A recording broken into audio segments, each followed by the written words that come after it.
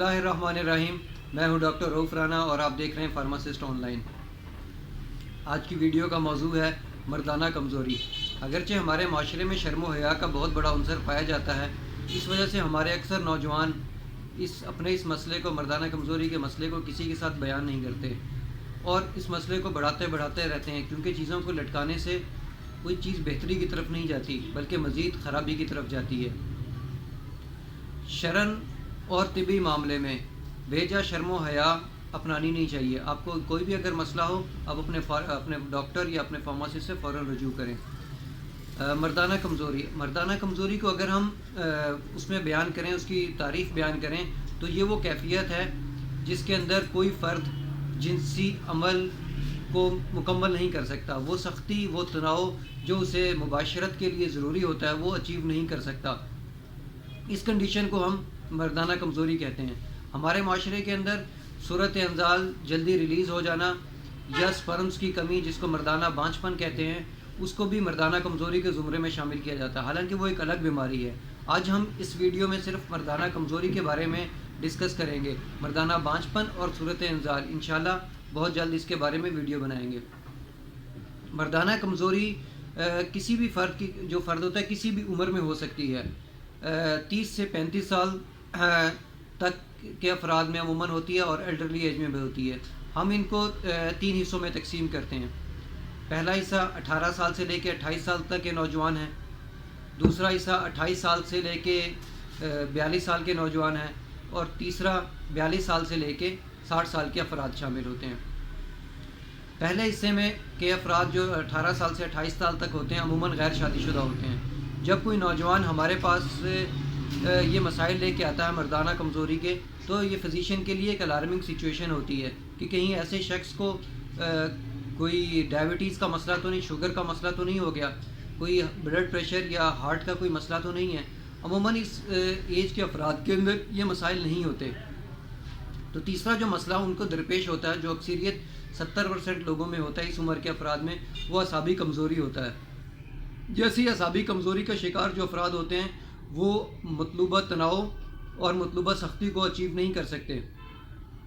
اگر کوئی فرد ہمارے پاس ایسے آتا ہے جو اعصابی کمزوری کا شکار ہوتا ہے، تو ہم اسے وائٹامن ای اور وائٹامن ڈی یہ دونوں پریسکرائب کرتے ہیں۔ وائٹامن ای اور وائٹامن ڈی کی مطلوبہ مقدار اگر جسم کے اندر آتی رہے تو جو اعصابی کمزوری ہے اس کو دور کرنے میں مدد ملتی ہے۔ اچھا، کچھ کنڈیشن میں، جس کنڈیشن میں اس پیشنٹ کے پٹھے بھی کھنچے ہوئے ہوں، تو ہم اسے وائٹامن B12، جس کو میکوبالامین یا عرف عام میں میتھیکوبال بھی کہتے ہیں، وہ بھی پرسکرائب کی جاتی ہے۔ اس کا بھی ایک بہتر رزلٹ ہے۔ اگر آپ خوراک کی بات کریں تو ہمیں کچی سبزیاں اور پھل کھانے سے جو یہ ہے مردانہ کمزوری، اس سے افادیت ہوتی ہے۔ آج کل کے سیزن کے لیے انار ایک بہترین ہے، اور جیسے گرمیوں کا سیزن ہو تو تربوز بہترین ہے۔ آپ انار اور تربوز کا استعمال زیادہ سے زیادہ کریں، مردانہ کمزوری کے مسئلے کو حل کرنے میں بہت مدد ملے گی۔ اچھا، چوتھا ایک مسئلہ ہارمونز کا بھی ہوتا ہے۔ مردانہ ہارمونز، جس کو ہم ٹیسٹوسٹیرونز کہتے ہیں، اگرچہ یہ مطلوبہ سختی کو پیدا کرنے کے لیے کوئی بہت زیادہ اثر انداز نہیں ہوتا، لیکن پھر بھی انڈائریکٹلی یہ اثر ضرور کر رہا ہوتا ہے۔ تو اگر یہ پیشنٹ کوئی اس پوزیشن میں، اسی ایج کا آئے اور وہ کہے کہ مطلوبہ سختی میں اچیو نہیں کر سکتا، تو اس کا فزیشین اس کے ٹیسٹ، جو ہارمونز کے ٹیسٹ ہیں، وہ ہارمونز جو ہوتا ہے لبیڈو پروڈیوس کرتے ہیں، شہوت پروڈیوس کرتے ہیں، وہ اس ہارمونز کا بھی ٹیسٹ کروایا جاتا ہے۔ اگر ایسی کوئی ہارمونز کم ہوں یا زیادہ ہوں تو اپنے گھر سے رجوع کرنا چاہیے۔ اب ہم بات کرتے ہیں دوسرے ٹائپ کے افراد، جن کی عمر 18 سال سے لے کے 42 سال تک کی عمر کے افراد ہوتے ہیں۔ یہ ایسے افراد جو ہمارے پاس یہ شکایت لے کے آتے ہیں کہ شادی کے سٹارٹ کے دنوں میں تو ہم بہت اچھی پوزیشن میں تھے، لیکن شادی کے 3-4 سال بعد یہ پوزیشن یہ ہوئی کہ اب ہم مردانہ کمزوری کا شکار ہو گئے ہیں۔ اچھا، اس کی کچھ طبی وجوہات بھی ہیں اور کچھ سائیکلوجیکل وجوہات بھی ہیں۔ پہلے ہم طبی وجوہات کا ذکر کرتے ہیں۔ ایسی یہ جو ایج گروپ ہے، اس کے اندر ڈائبٹیز یا بلڈ پریشر ہونے کے امکانات زیادہ ہوتے ہیں۔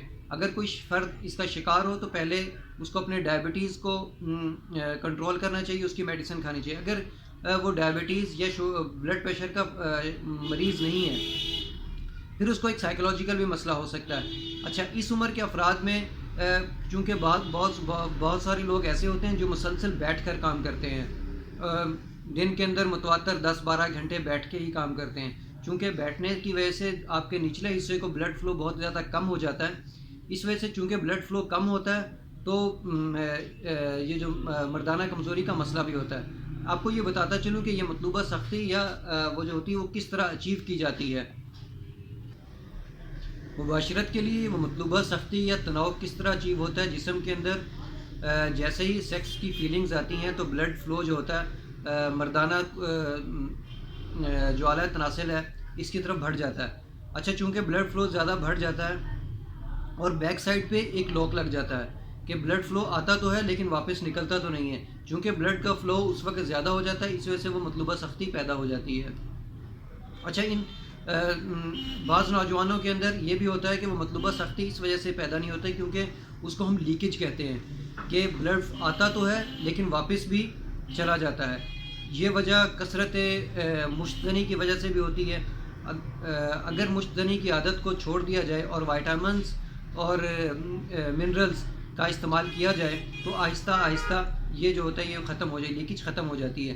جیسے ہی لیکیج ختم ہوتی ہے تو وہ دوبارہ سختی اچیو ہو جاتی ہے۔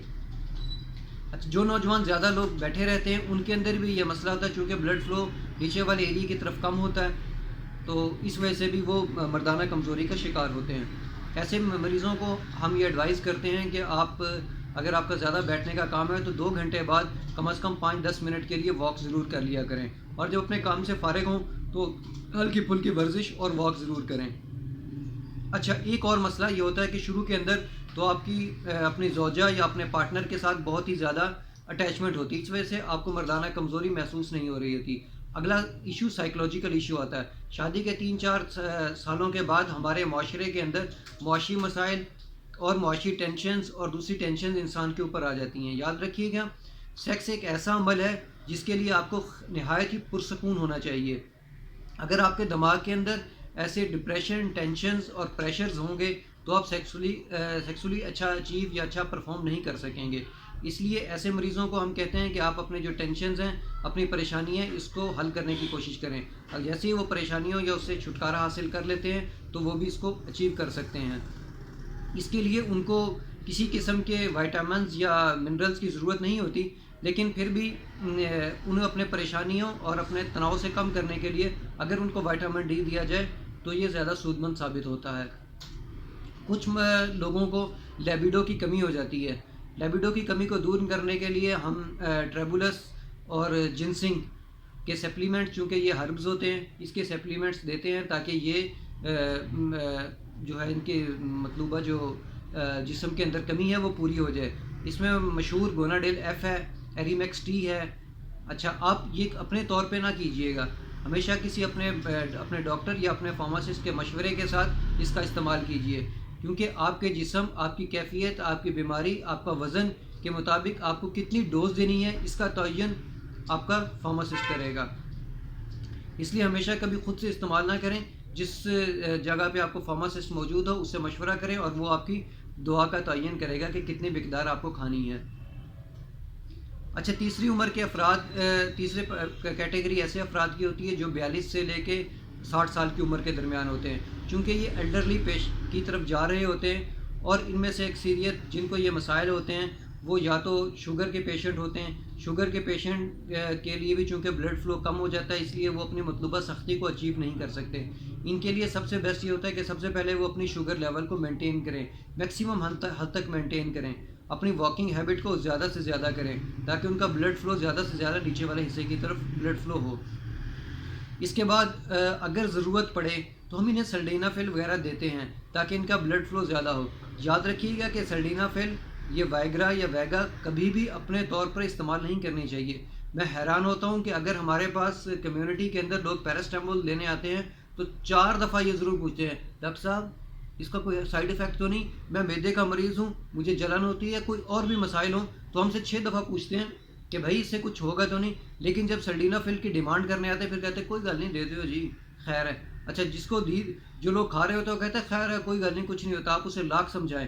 یاد رکھیے گا کہ اگر آپ نے کبھی کھا لیے اور آپ کو یہ ریئیکٹ کر گیا، اس کا ریئیکٹ کیا ہو سکتا ہے کہ اگر آپ نے مطلوبہ سختی 3 یا 4 گھنٹے تک اچیو کر لی تو یاد رکھیے یہ آپ کی عضو تناسل کی آخری سختی ہوگی.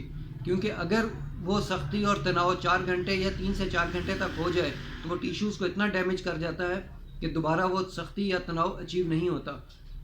اس لیے جب بھی درد میڈیسن لیں اپنے ڈاکٹر یا فارماسسٹ کے مشورے سے لیں.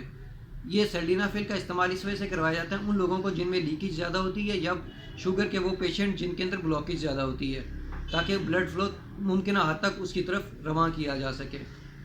دوسرے دل کے مریض ہیں، ان کو سیلڈینافیل کا استعمال قطعاً نہیں کرنا چاہیے. اگر استعمال کرنا ہے، کسی ڈاکٹر اپنے یورولوجسٹ نے آپ کو استعمال کرنے کا کہا ہے تو اس کو یہ بتائیں کہ میں ہارٹ کا پیشنٹ ہوں، تاکہ وہ آپ کی مقدار، آپ کی دوا کا تعین اس حساب سے کرے. اچھا تیسرے ایسے افراد بھی ہوتے ہیں جن کے اندر لاس آف لیبیڈو ہوتی ہے. لاس آف لیبیڈو کے لیے ہم ٹریبولس اور جنسنگ کا استعمال کرواتے ہیں اور وائٹامن ڈی اور وائٹامن ای. اگر آپ اس ایج کے اندر ہیں کہ 42 سے اوپر ہیں اور آپ کو تھوڑی تھوڑی مردانہ کمزوری کا مسائل ہے، چونکہ ایج کے بڑھنے کے ساتھ ساتھ یہ مسئلے ہوتے ہیں، تو اس کے لیے آپ کو وائٹامن ای کا استعمال کرنا چاہیے، وائٹامن ڈی کا استعمال کرنا چاہیے اور جنسنگ اور ٹریبولس کا استعمال کرنا چاہیے. گوناڈیل ایف کا استعمال کر لیجئے. لیکن یاد رکھیں کہ یہ تینوں چیزیں اپنے اکٹھی نہیں لے لینی کہ میں ایک دفعہ ہی کوڑا بن جاؤں. آپ کو چاہیے کہ ایک دفعہ گوناڈیل ایف استعمال کریں، 30 یا 40 دن تک وہ استعمال کریں، اس کے بعد وائٹامن ڈی استعمال کریں، وائٹامن ای استعمال کریں، اور یہ آہستہ آہستہ استعمال کرتے رہنا چاہیے تاکہ آپ کے اندر جو مطلوبہ منرلز وائٹامنس ہیں کی کمی کا شکار ہو جاتا ہے جسم زیادہ ایج کی وجہ سے وہ نہ ہو. ان سارے مسائل کو بتانے کا مقصد صرف یہ ہے کہ کوئی ایسا مرض نہیں ہے جو ناقابل علاج ہو. ہاں تقریباً 90-95% نامرد یہ جو ہے مردانہ کمزوری کا علاج دوائیوں سے ہی ممکن ہو جاتا ہے یا کوئی سائیکولوجیکل ٹریٹمنٹ کی وجہ سے ممکن ہو جاتا ہے، جس سے ہم اپنے پیشنٹس کو یہ بتاتے ہیں کہ وہ اپنے ڈپریشنز اور اس سے نکلیں. ایک بہت بڑا جو ہے متھ کریٹ کر دی گئی، یہ کویکری نے کر دی ہے. ہمارے ہاں دیکھا ہوتا ہے کہ بہت سارے اشتہارات لگے ہوتے ہیں، شادی کورس. ہمارا نوجوان جو بھی ینگ ہوتا ہے وہ یہ سوچنے لگتا ہے کہ شادی سے پہلے مجھے کوئی نہ کوئی دوا ضرور کھانی ہے، میں سیکسولی پرفارم نہیں کر سکوں گا. یہ چیز اس کو ڈپریس کرتی اس لیول تک لے آتی ہے کہ وہ دوبارہ وہ سوچتا ہے کہ کچھ دوائی کھاؤں گا تو کام کروں گا، حالانکہ اس کو صرف اس ڈپریشن سے نکلنے کی ضرورت ہے. قدرت نے نوجوانوں کے لیے اس میں کوئی وہ مسئلہ نہیں ہے کہ آپ کو کوئی دوائی لینی ہے. میں پھر نوجوانوں سے کہتا ہوں کہ غلط حرکات کو ترک کر دیجئے، مشتنی کی عادت کو ترک کر دیجئے، آپ انشاءاللہ بہتر پرفارم کریں گے. دوسری یہ ہے کہ اس ڈپریشن سے نکل جائیں کہ میں پرفارم نہیں کر سکتا. یاد رکھیے 18 سے لے کے 29 سال تک کی عمر یہ شباب کا زمانہ ہوتا ہے، اس کے اندر کسی قسم کے سپلیمنٹ وغیرہ کی ضرورت نہیں ہوتی. ہاں اگر اعصابی کمزوری کے شکار ہیں تب آپ اسے وائٹامن ڈی وغیرہ لے سکتے ہیں. اور یاد رکھیں اگر آپ کو کوئی مسئلہ ہو تو آپ نے یورولوجسٹ کے پاس جانا ہے، اپنا مسائل یورولوجسٹ سے بیان کرنے ہیں. یہ حکیم اور یہ میں حکمت کو وہ نہیں کہتا کہ حکمت طریقہ علاج غلط ہے، لیکن ہمارے ہاں کے نام نہاد حکیموں نے نوجوانوں کو بہت زیادہ خراب کر دیا ہے. یہ پشتے اور ایسے عوامل ایسے لوگ ایسی چیزیں دیتے ہیں جس سے گردے اسٹیرائڈ دیتے ہیں تو اس سے بھی گردے کا افیکٹ ہوتے ہیں، اور وہ سیکسولی اس وقت تو پرفارم بہتر کر لیتا ہے لیکن آہستہ آہستہ اسے مزید بیماریاں بھی ہو سکتی ہیں. اس لیے اگر چیک اپ کروانا ہو تو یورولوجسٹ سے اپنا جا کے چیک اپ ضرور کروا لیجئے گا. میں آخر میں یہ بتاتا ہوں یہ جتنی انفارمیشن ہے صرف اور صرف آپ کی جانکاری کے لیے دی جاتی ہیں، اس سے کسی قسم کا علاج کرنا مقصود نہیں ہوتا. اللہ آپ کو صحت کے ساتھ لمبی زندگی عطا کرے. اگر آپ کو ہماری ویڈیو پسند آئے تو اسے لائک کیجئے، اور اگر آپ چاہتے ہیں کہ یہ ویڈیو آپ کو تواتر کے ساتھ ملتی رہیں تو پلیز اس چینل کو سبسکرائب کریں. ہم انشاءاللہ نیکسٹ ویڈیو سورۃ انزال اور مردانہ بانجھ پن کے بارے میں بنائیں گے. اللہ آپ کا حامی و ناصر ہو. اللہ حافظ.